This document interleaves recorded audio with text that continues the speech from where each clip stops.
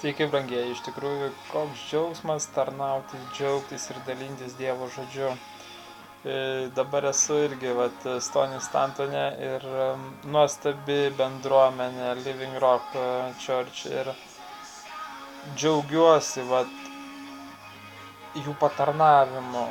Ta meilės dvasia tiesiog ramybė tokia, džiaugsmas susirinkimuose, atsipalaidavimas, malonė. Ir dabar tėvelis tiesiog prakalbo, kad daugelį, kurie klauso, jisai nori padrasinti, kad priimtumėt iš jo dvasios.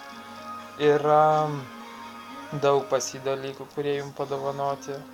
Ir kas jūs esat, jūs brangus, jūs vertingi, jūs mylimi, jūs patys nuostabiausi kūriniai visoje visatoje. Nieko Dievas šitaip nesižavi kaip žmogumi. Ir leiskite jam mylėti jūs. Leiskite šiandien iš naujo pergyventi nuostabius žodžius, atsiverskit Bibliją ir skaitykit, ką jis apie jūs parašė. Išgyvenkit visą tai, patirkit iš naujo, taip kad būkit palaiminti ir būkit mylimi.